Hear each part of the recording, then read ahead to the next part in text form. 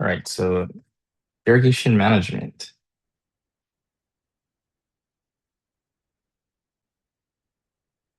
So talking about crop water needs, some of the main components to determining crop water needs or the effects on what the crop requires. One of the first things is your climate. So this includes the sun, temperature, humidity, and some other factors like wind and stuff like that. You also need to know your crop. And so different crops have different water needs. For example, rice and corn might need a little bit more water than soy and wheat. And then different growth stages of the crop is going to need different quantities of water. So a seedling is going to need a lot less water than a mature plant might need. So one of the first components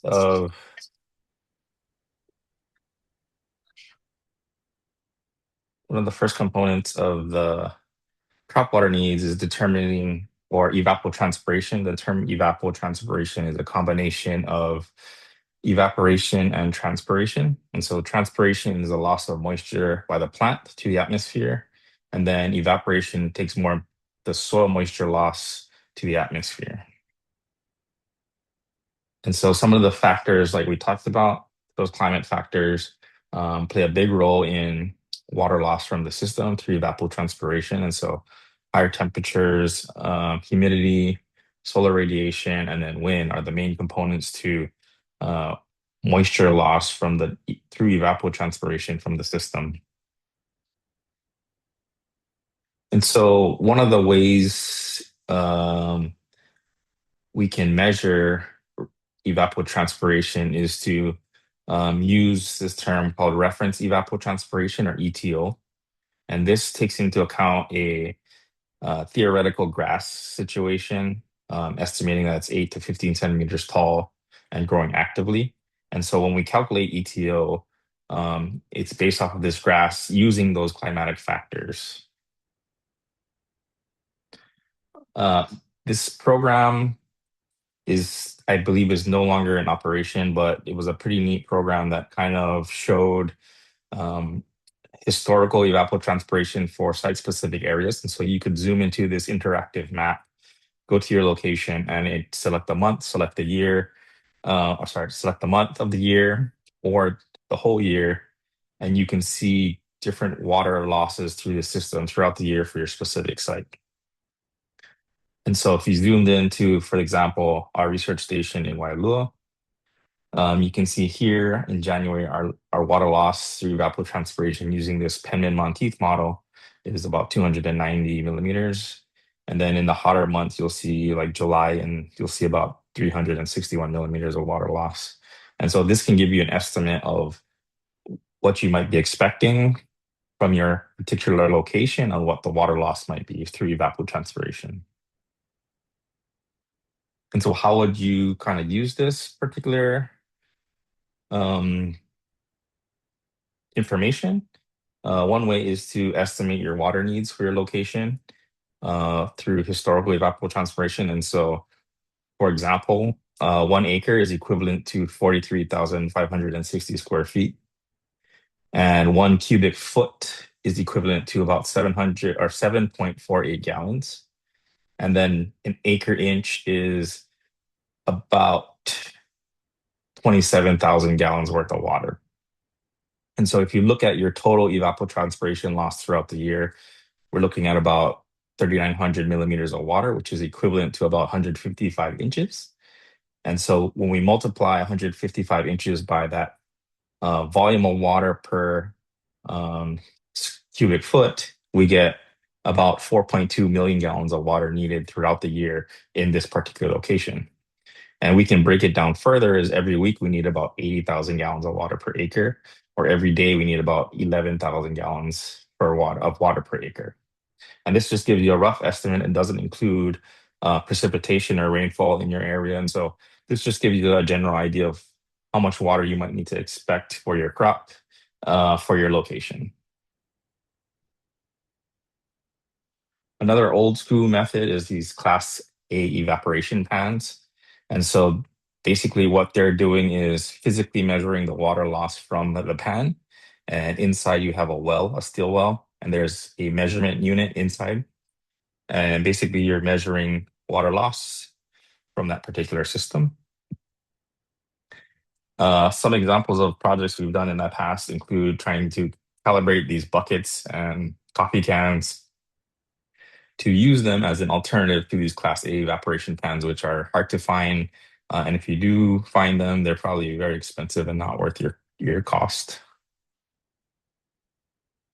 For the most part, most current evapotranspiration or reference evapotranspiration calculations are usually made via these models. And so Penman-Monteith is probably the most widely used. Hargreaves model is another model. There's a modified Hargreaves model developed by Dr. Ipai Wu. And then another model would be the Blaney-Crowder model, Crowder method. And so I wanted to bring up this modified Hargreaves model because I use this for my master's to calculate water needs for crops. And so the model uses this equation of reference evapotranspiration equals 0.0135 times the average temperature plus 17.78 times the incident solar radiation.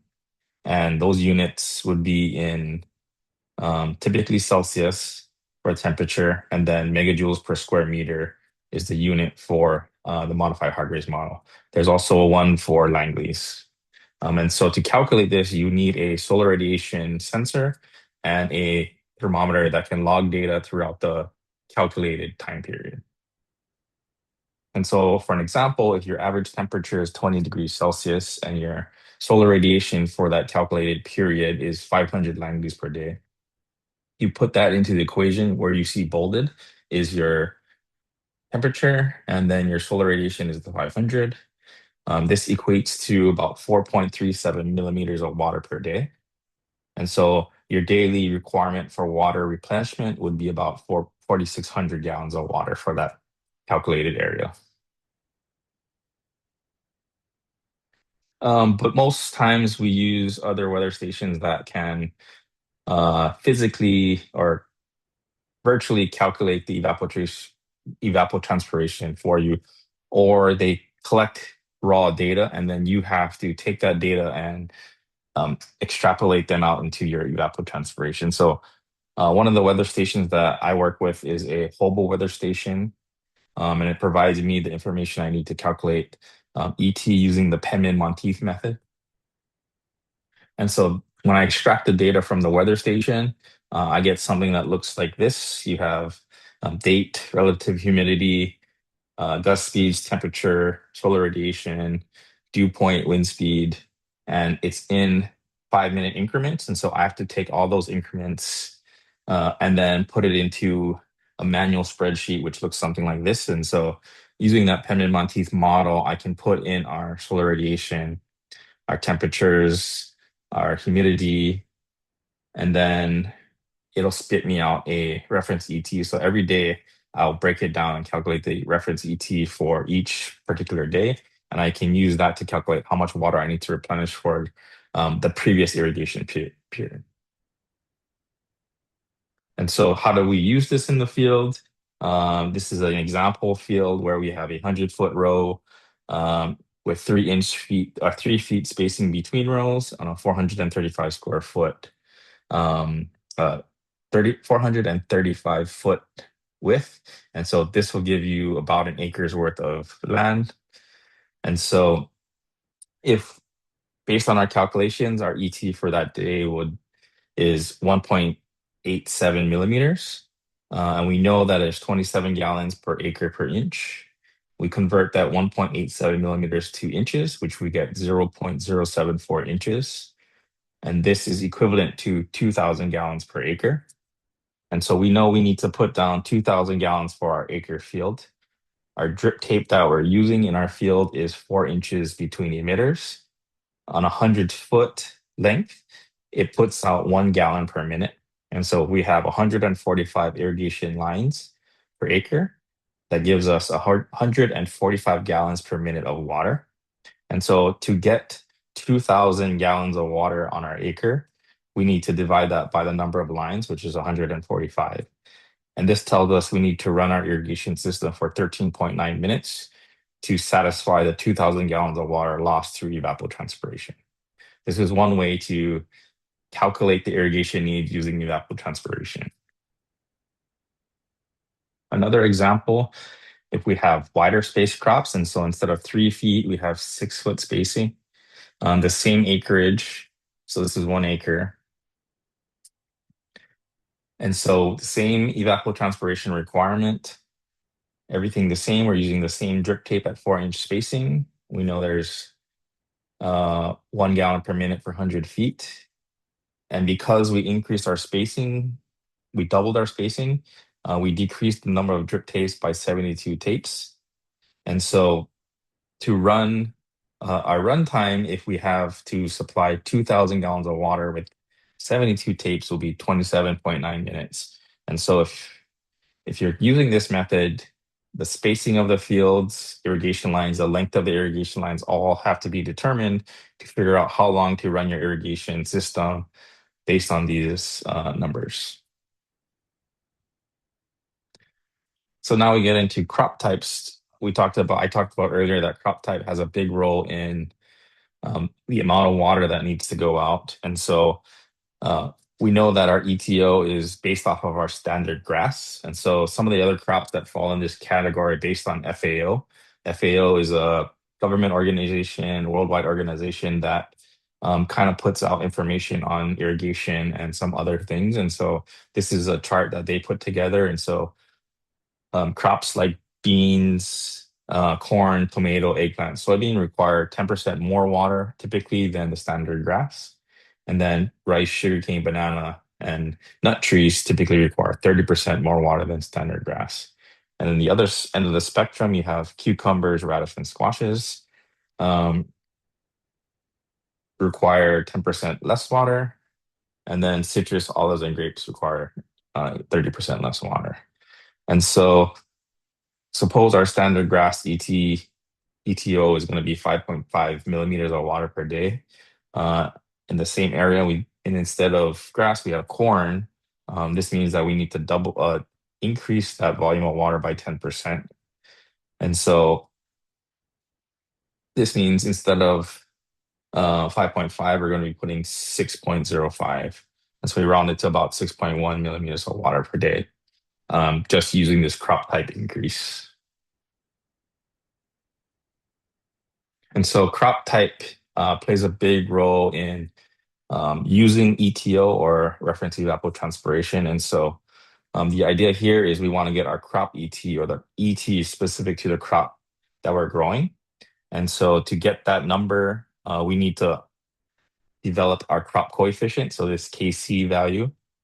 And so when we multiply our ETO or our reference ET with our KC value or crop factor, crop coefficient, that'll give us a more crop-specific evapotranspiration number or ETC.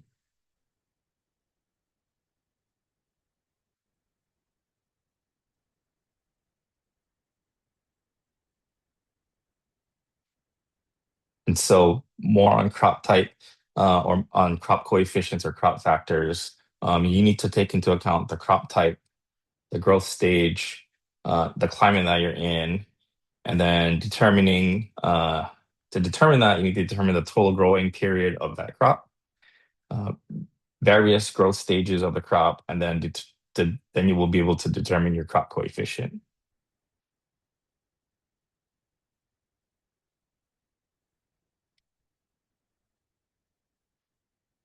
And so first step is to identify your total growth period. And so on average, your cabbage growth period is 120 to 150 days, lettuce is 75 to 140 days, corn 80 to 110 days, and so on and so on. And so once you've got your total growth period, and this will change based on your location, your climate, that's going to help you determine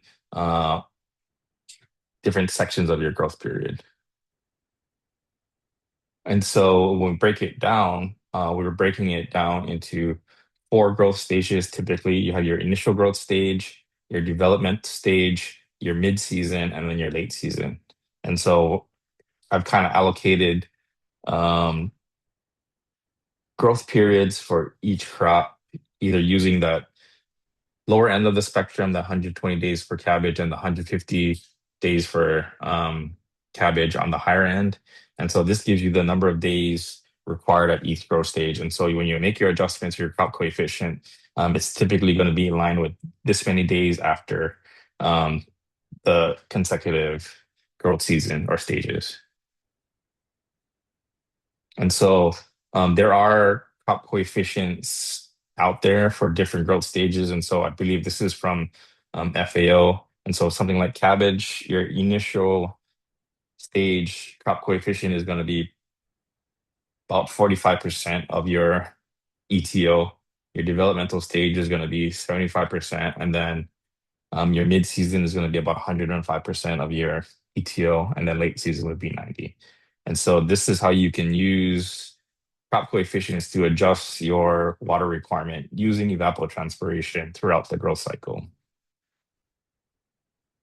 And then this is just an example of the growth stages. So you have your initial stage, crop development, mid-season, and late season.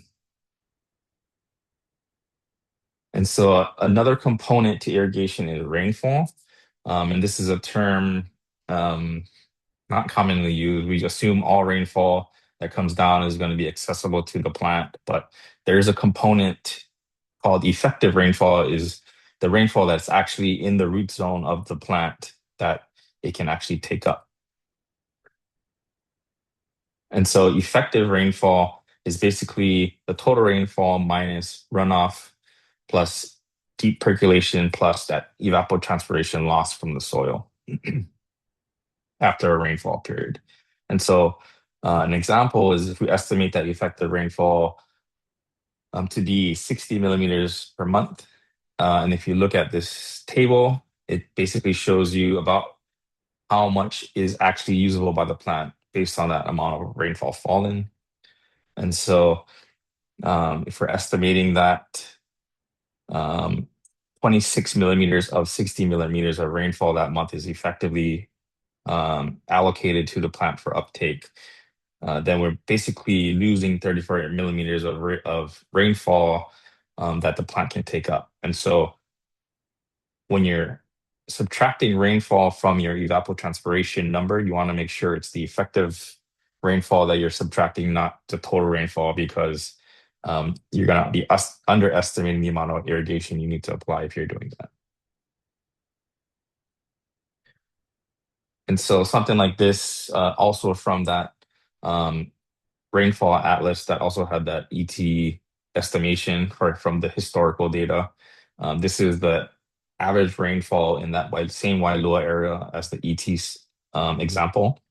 And so based on that rainfall, this might be an example of effective rainfall that your crop is going to see throughout the month versus the total estimated rainfall for that particular area. So you can see almost half of the water is probably not going to be effectively uptaken by the plant or available to the plant in these time periods.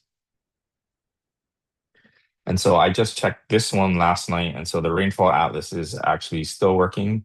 If you went into Google, you can Google rainfall atlas of Hawaii, and then it'll pull up a website, and then in there will say interactive map, and you can click on the interactive map link, and then this map will actually be zoomable, so you can zoom in and actually see your location. And then if you click on your location, it'll give you the total rainfall as well as estimated rainfall for each individual month. And so, for example, the month of July, this month, our estimated rainfall in this month is going to be about 1.19 inches of rainfall.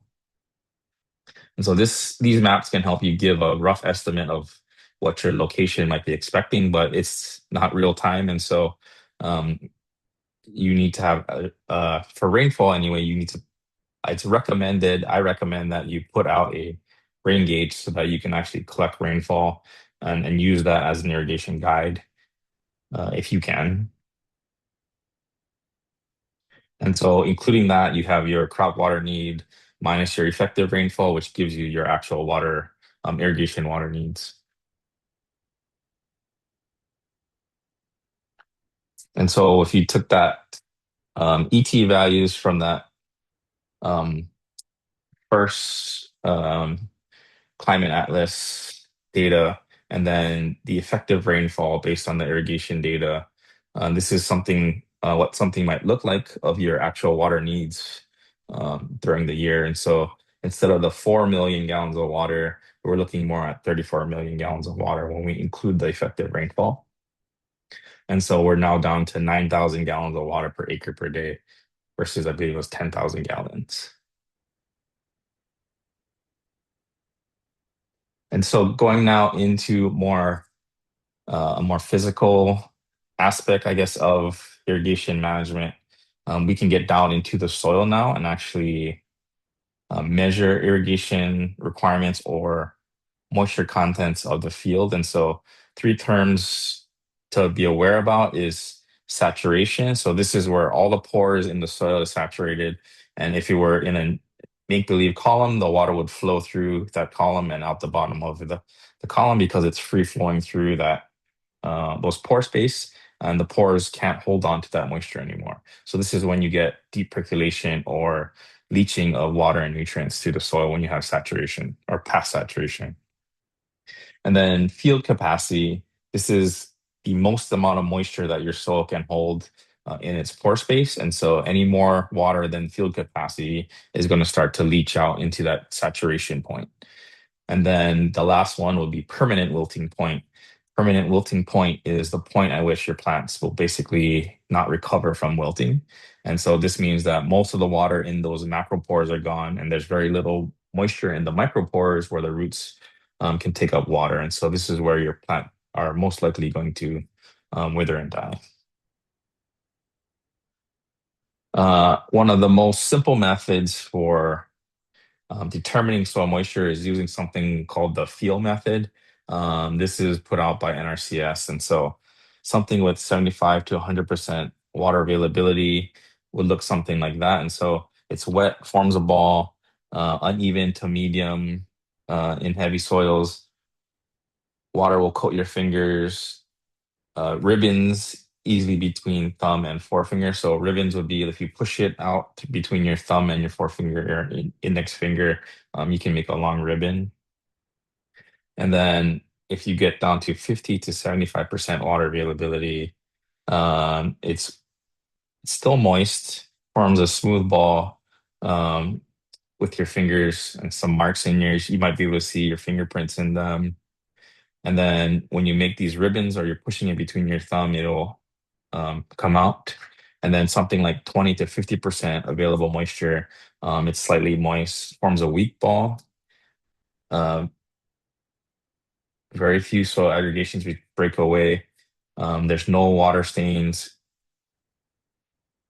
And then basically, if you try to make a ribbon, it'll just break apart. And so this is a feel method. And so you might want to be something in the 50 to 75% range down um, to make sure that you have adequate moisture. So you don't want to be too high, you don't want to be too low. So something in that middle. It takes a little bit of time, I guess, to kind of get the feel of your soil and the amount of moisture within that soil. Um, Taking a step further, there are tools out there that can actually measure soil moisture, and one method is a tensiometer. And so the tensiometer actually measures the physical pressure required to pull water out of the soil. And so what it's doing is kind of mimicking the roots. And so here, if you have a gauge, the gauge is going to say it's going to read in centibars or kilopascals. And so something like 0 to 10 centibars is equivalent to a saturated soil. Something with 10 to 30 centibars might be a soil that is wet or maybe the field capacity.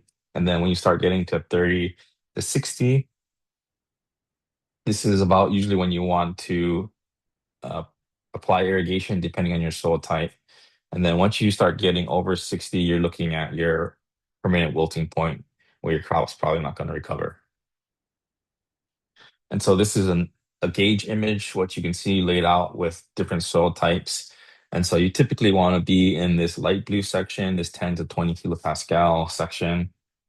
If you're in this less than that, you probably having oversaturation and some water loss. And then when you start getting into this area is when you want to apply irrigation. Then post after 60 kilopascals is probably when you're going to start to see that permanent wilting onset. And so where do you place these tensiometers? It depends on your crop and the type of soil you have. It's going to determine that water distribution and the plant's uptake. And so if you look at a graph like this, 40% of the water uptake is going to be up at that top layer. As you go further down, it's going to be about 30%. And so you kind of want to measure the moisture within that top 70%. That's going to give you a good estimate of what the plant is accessing. And so if you take measurements in that area, it's going to help you understand where the water loss is and the stress on the plant. This is another example of water movement through the soil. And so this is just showing distribution of water, especially if you're using a drip tape irrigation system. And so here you can see that initial infiltration of 0 to 30 minutes. From that one emitter, you'll see irrigation kind of move down to about 15 inches of soil, depending on your soil type. If it's a heavier clay, it might not move that fast. And then as time progresses, it'll start to move laterally across the soil. And then once you start getting into that later hour, that's when you start to see a lot more movement laterally versus down. And so how does this help? That's going to help you determine the distance between emitters, especially if you're using T-tape, to understand water displacement and how long you need to run your irrigation system to make sure water is getting into the root zone of your crops. And so you want to have something like this 50 to 70% overlap between in the soil. And that's going to determine whether you're using a 4-inch, a 6-inch, a 12-inch spacer on your emitters and how far those strip tapes are going to be on center from each other. And then once you've understood all of that, you can start automating your system to take care of it for yourself. And so this is a tensiometer here from Eurometer. And they have a sensor that goes onto the gauge. And this gauge you can set here based on your soil tension. And so this has been set to about 25 kilopascals. And so every time the irrigation system or the soil moisture drops to 20 kilopascals, it allows the irrigation timer to kick on and supply water to the field. If not, it'll bypass the runtime. And so one of the ways you can do this is have it programmed to run your irrigation timer to run every hour. And then every hour it'll send a signal to the tensiometer. If the signal if it's dry, then the signal will flow through the tensiometer back to the controller to run the irrigation time period. If it's wet, it'll be blocked by the tensiometer and it won't allow that runtime to happen. And so this can go on for every hour to make sure that your soil moisture is adequate within that field for the crop. And so this is something what you might see in the soil if you're using an automated irrigation system. And so um, this left side here, we see a little bit higher. The yellow is going to be our soil moisture driven irrigation systems. And so on 5-14, you see this drying. And so it kicked on the irrigation system and you can see um, the moisture getting wet. And then it's stopping and then it's allowed to dry. It kicks on and keeps. So what's happening here is it's basically just keeping the soil moisture within this 25 to 30 kilopascal range, which is our field capacity. And so it's not allowing the soil moisture to go above 30 kilopascal or below 25 kilopascal. And that's maintaining a steady moisture system for the crop. And so it's not going under any stress either with too much water or not enough water. And so we tested this out with a taro field using 4 different irrigation strategies. So I wanted to compare evapotranspiration with soil moisture driven irrigation. And so we use this simple weather station, has a rain bucket, it has a temperature sensor, and it has a solar radiation sensor. And then we compared it to this aerometer driven irrigation soil moisture controller. And for this particular trial, we use that modified Hargreaves model, which just uses temperature and solar radiation to calculate ET. And so the treatments were 100% reference ET. So what we calculated is what it got. And then the 200% is basically just doubling the amount of water that was calculated by the Hargreaves model. And then 100% field capacity, or FC, that's basically field capacity maintained by the soil moisture sensor. And then the 200% FC is we double the amount of water that the soil moisture was reading um, to the irrigation system. And so we selected three different varieties. We did Lehua, Bunlong, and Pelee.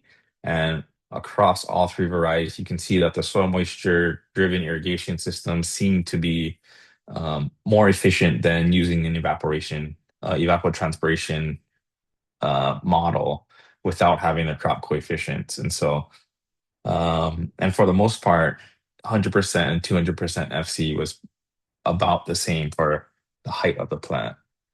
And then if you look at the yield data, if we're looking at both keiki and mother plants, you can see that, yeah, the soil moisture still had more yield for each plant and also more keiki. And so if you, on average, you can see the two ET on the left. This is for a makua, or the mother plant.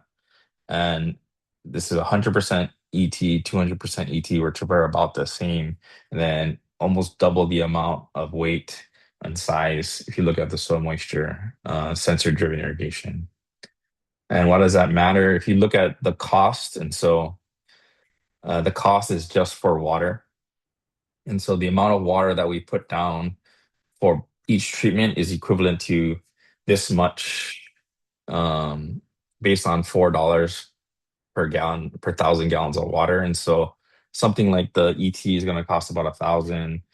ET with 200 is about $2,000, about 2,700 for the soil moisture, and then the soil moisture 200 is about $5,400. And so this is the cost. And so you can see there's a significant cost using soil moisture because we put almost double the amount of water, if not quadruple the amount of water as the ET driven irrigation systems, but our yields were severely impacted, right? And so with a little bit more water costs, we could increase our yields by almost double from the ET. And so when you look at the value at $3 a pound for the corms, we're looking at almost $151,000 of revenue if we're just selling that 5,000 or 50,000 pound of corms, compared to just $50,000 for the ETO, or the ET 100%. And so the return is going to be significantly higher, even if there's a little bit of initial water costs. When we harvest the crop, we see a significant amount of return on that investment. And so it's worth it to put more water down to a certain extent to make sure that you get the adequate growth and no setback from having drought stress. And this is some of the newer technology that we've been fooling around with. So Hunter Node is a Bluetooth irrigation timer. So you can connect your phone via Bluetooth to this Hunter Node. And in that application on your phone, you can actually program the controller to use these watermark sensors, which is this green sensor here with the metal housing. Those will be placed at the root depth of your crop, and then away from the drip tape enough for the wetting pattern of your irrigation system. So in this case, we're putting it about 6 inches away from the drip tape. And then you can program the soil wetness on the actual controller. And so it will prevent your irrigation from running unless it's drier than that set moisture. And so it's a pretty cost-effective way to automate your irrigation system. A controller like this is probably about $200 now. And then the sensor itself, the watermark sensor, is about $50, I think. And then if you wanted to use a physical tensiometer, the one on the right is a tensiometer with a irrigation transducer connected to your gauge. And so this gives you a physical um, number that you can actually see on the gauge, but it also it controls the signal going back to these hunter node timers to make sure that you can control it. Autom There's an automated control via the tensiometer versus these watermark sensors. So there's some options out there. I think it's about a $200 difference between the watermark and the tensiometer. And so, depending on what you're looking for, there's options out there. Another cool project that we're working on now is using this AeroCloud product from Aerometer. It's basically a Wi-Fi or 4G connected um, data collection device, and basically you can connect either a tensiometer or the watermark to the AeroCloud, and then you can physically or digitally get the information online of real-time soil moisture. And so the chart you see on the right shows both the aerometer and the watermark sensors being used to determine what the soil moisture is using these irrigation treatments. And so the green and the pink are driven by the watermark controlled irrigation controller. And then the gray line and the orange line are the fixed line, meaning it was running on a set irrigation schedule for every day for 30 minutes. And so you can see that line is pretty consistent. Every day it's getting an irrigation application. And then if you look at these soil moisture driven irrigation moistures, you can see it's allowed to dry a little bit more, and then it runs in irrigation time, and then dries a little bit more, runs in irrigation time. So it stays within that what I mentioned earlier about that 20 to 30 kilopascal. So it allows it to stay closer to field capacity than if you're just running it manually, which is going to save you water in the long run. Because these systems are relatively expensive and kind of cumbersome because you have all these wires running through your field. One of the strategies I've been suggesting is that we figure out the duration between these peaks and valleys. And so if you look at something like here, December 2nd was an irrigation event, and then about December 6th. So that's 4 days between irrigation events. And so maybe now during this winter period, our irrigation schedule is going to be every 4 days for half an hour to maintain our irrigation within that um, designed a desired soil moisture. And this allows us to get rid of the tensiometers and the soil moisture probes in the field.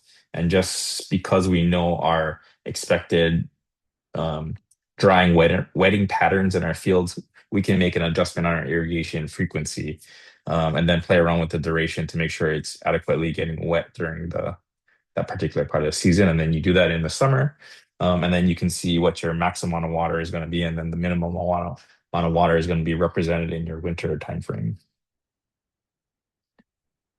And then some other soil moisture applications include these TDR or capacitance sensors. And so they're measuring more of the volumetric water than the actual physical pressure required to suck water from the soil. But different companies, so ICT or Biophysics, Meter Group, they all have different um, technology out there, which is accessible and available that you can get. And if you're good at programming, you can program an Arduino to use these sensors to actually give you usable data, if you wanted to do something like that. So this is a TDR sensor on the left. And so what I was doing was just basically measuring soil moisture using this. So you can go out and physically stick a probe into the soil, measure the soil moisture, and if it's dry, which this is showing 5% moisture content, volumetric water content, it's on the drier side. And so an irrigation is required. And vice versa, if you do it, it's wet, then no irrigation is required for that day. And then in the past, I fooled around with Vegetronics. And so Vegetronics uses that capacitance sensor, which is this probe in this pot right here. This probe is connected to this housing, which has a little um, motherboard that's programmable. and I can program it to a certain soil moisture. And then this is connected then to our irrigation timer via the rain shutoff bypass, which is this yellow line right here going to the controller. And then that's then controlling the irrigation on and off. And so um, we have a dry soil, so the irrigation is allowed to run. And then if we're using water to wet the soil, once it reaches a certain moisture, it's going to shut off the irrigation. And so no further irrigation is going to be coming out because you've reached adequate soil moisture. And so this is a simple system that you can incorporate into your irrigation system if you don't want to use some of the other tensiometer-based irrigation techniques. And then there are bigger programs out there. So Crop Manage is a UC Davis based program that we're kind of using now with some of the growers. And so this program is connected to an on-site weather station. That weather station provides information to the Crop Manage program. And every farm you can, or every field you can input a crop, the planting date, start date, end date of that crop. And it uses this information with the weather information and can provide daily irrigation schedules.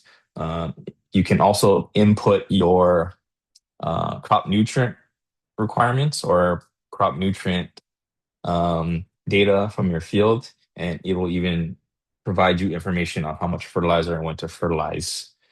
It's a cool program. And so when you're using this program, the interface looks something like this. Based on what you input for that crop cycle, you select your broccoli crop, for example. On April 12th, we had some rain. On April 11th, we had some rain, so we didn't have to irrigate. But on April 10th, April 8th, we had to irrigate for these run times. So it tells you based on the length of drip tape you have in the field and the output of the drip tape, it'll tell you how long to run your irrigation system for your broccoli crop. And so it takes a lot of the guesswork out of it once you've done the pre-work prior to getting your crops inputted into the program. And so this is a very data intensive system. And to make it worth it, you probably need a larger farm to justify the weather station, to justify the program costs, and to make it worth your time to use this system. But this system is out there, and we're currently working with some of the larger farms to validate it in Hawaii. And some of the data coming out looks pretty good. And then some of the components of irrigation. So understanding your irrigation source. So if you're in a wetter area, you might have rainfall app irrigation available. If not, you're looking more at something like a drip irrigation system, whether it's T-tape or um, Netafim, or an overhead irrigation system like a micro sprinkler or an actual overhead irrigation system. And then flooded systems is very limited nowadays. And then understanding the source of water. So whether you have a reservoir available, is it well water? Are you on municipal or city water? And then that rainfall source. And so rainfall, most of it's on the Big Island and Kauai. There's a few growers on Oahu still on ditch irrigation systems, mostly through reservoirs along the ditch that's being pumped from. And then the most common irrigation system that I work with is T-tape or drip irrigation, whether it's under plastic mulch or on the bare surface or in underneath a few inches of soil in the ground. And so T-tape is probably the most common. I think now most growers use something that has this built-in filtration system inside the drip tape. And so water is allowed to flow through these channels and then out the emitter. And then a lot of particulate waste will get blocked by the channel so that you don't have clogging on this emitter. And then same thing for Netafim. Netafim is a little bit more expensive, longer lasting, more reusable. And then each emitter has a built-in manifold or a built-in filtration system that helps to prevent clogging within that emitter. And then different types of overhead irrigations, whether it's infield for leafy greens. If you have orchard crops, there's stuff like micro sprinklers or micro jet sprinklers. Here you can see whirlybirds at the base of each tree. And so this provides about a 15-foot radius of water, which is the typical canopy coverage of this particular avocado field, and so it covers out to the root zone or that drip line of the canopy in the avocado. So it's pretty efficient, where the rest of the farm is not getting irrigated, so you don't have water loss or wasted water. And then there's a bunch of different emitters out there that you can use for irrigation overhead systems. And then when you're working with your irrigation system, knowing the water pressure on your system is important because a lot of the irrigation systems are rated for a certain PSI or operating PSI. And so understanding your pressure, whether it's if it's too high, you might need to put a pressure regulator. If it's too low, you might need to put a pump on your line to increase the pressure on your line to make sure it's adequate. So different types of pressure regulators, whether it's inline, can be built in. You can put it on the controller. You can put it before or after the controller. Air release vacuums help with um, breaking the suction in the line so that irrigation can flow through, and then you don't have pressure on the lines, which can potentially keep your valves open, and that will continuously allow water to flow through, and then you'll get overwatering in some cases. And then different types of filtration systems, whether you're using something like a sand filter or an inline filter, and then different types of valves. And then one of the last components that I typically include in a lot of my irrigation systems are fertigation systems, where they're using something like this. That's a dosatron. So this little blue thing at the top is a dosatron. And so you have your main irrigation line here feeding out to your fields. And so what happens here is if you want to add fertilizer, you shut this valve off. It forces water up through the injector. The injector will suck fertilizer or concentrate from this trash can. It has to be a water soluble fertilizer, and then puts it into the irrigation line out to the field. And so this helps with microdosing fertilizer to your field so you're not over fertilizing and overwatering your crop. It's a diagram of the chemical injection system with that bypass, how you would build it onto your actual main line, and some of the components that you might need to buy to build it. And then a more simpler version of that is a Venturi siphon. And so you can make something as simple as, here's your main line. You put a controller, irrigation controller on your line. You just tap in with your Venturi siphon, and then that goes into your stock tank or your concentrated fertilizer tank. And then this will get irrigated out to your field. And then this is just a general overview of what a larger farm might look like. So you have your different sources of irrigation, whether it's the reservoir or you have a well. And then if you include your fertigation system, you have your stock tanks here, which are your fertigators here going in.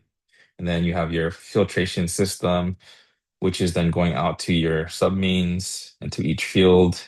And then on each field, you have different types of irrigation, whether it's T-tape, you have a polytube with emitters that you plug into it. You have a built-in emitter system like Netafim, or you're putting T-tape underground to minimize water loss through evaporation.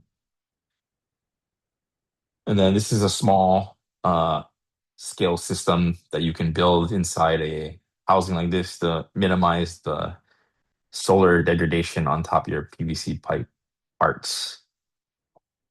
You have your main line coming in. This pressure gauge allows you to make sure you're operating at the optimum pressure. You have your controller, timer, a filter system, and then you have your injection system, and then a pressure regulator, and then your vacuum release valve. And this is going out to your field. And then if you're looking for irrigation supplies, at least on Oahu, you have AgTech, which is in Kunia now.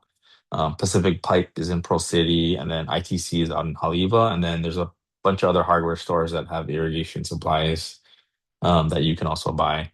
And a lot of these companies will actually help you design your irrigation system based on the crops that you're growing. So I would definitely reach out to them if you're starting a farm so that you can um, figure out what parts you need and how to build it, where to put your main lines and all that. They can help you design. And then this is just a slide summarizing um, irrigation management. And so first is to identify your irrigation goals. Hopefully it's to maximize your yield and quality and also maintain healthy root zones.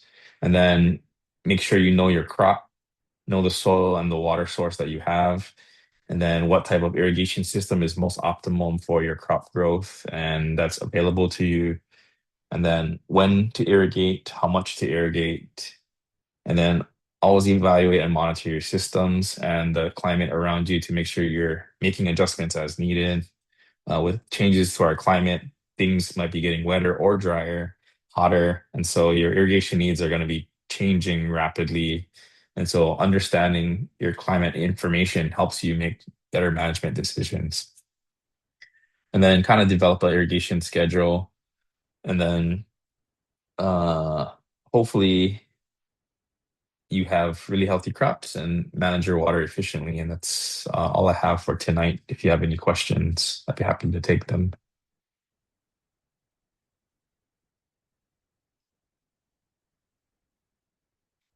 Any questions? Hi, Jensen. Hey, Dr. Kobayashi. Nice talk. Uh, Thank you. how would you manage irrigation in a greenhouse or shade house Uh, as different from outdoor field? that is a good question. I think um, a lot of these soil moisture sensors can actually go into pots. And so if you're using a potted system, you can use uh, one of the pots as your indicator for your bench. And so if you say you have 50 pots on the bench, you can put tensiometers or soil moisture probes in each pot to kind of determine the moisture of that particular pot and then make it representative. Hopefully, it's representative of all the pots on that bench. And then another way that you can do it is to, or I've done it in the past, is to do a water audit. And so um, ideally, you would have a second pot. We put a plastic bag in the pot, and then we put our pot in the pot, and then we run our irrigation system. And then we collect the amount of water coming out of it to determine our run times. And so if you're getting too much water in the pots or in the bag underneath the pot, then you're running your irrigation system too long. And so you can use that way to kind of dial in the run times, and then your frequency of run times between irrigations events will be determined by your pot size, the type of media you're using, and all these other factors. And so you can potentially use something like evapotranspiration, but I haven't worked with evapotranspiration in greenhouse settings. And so moisture is the only way that I've been really working with it. And that automated system, those tensiometers can actually go inside a pot. And so you could run the wire from your controller into one of those pots and use that as your indicator of wetness and dryness of the soil.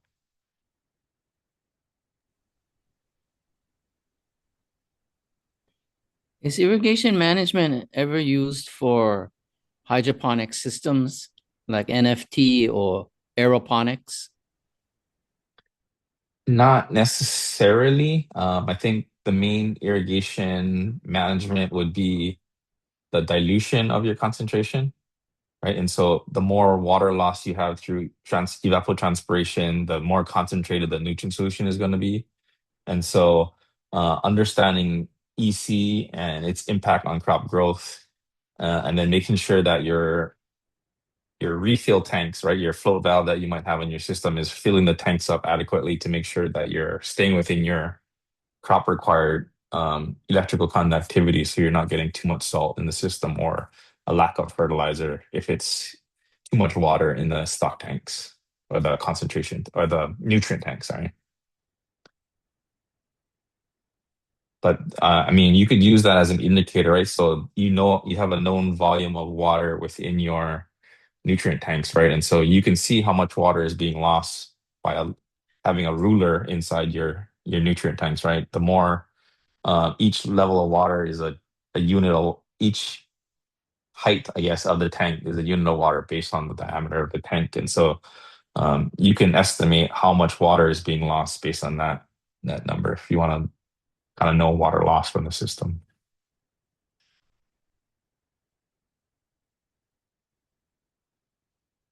Any other questions? Well, if not, thank you for participating. Hopefully you learned something. And if you have any more questions or need help with um, irrigation management on your farm, or if you want to do some pot trials in the nursery, I'd be happy to come up with some ideas. If not, have a good night and I'll Okay. see you later. Thank you, Jensen. Thank you.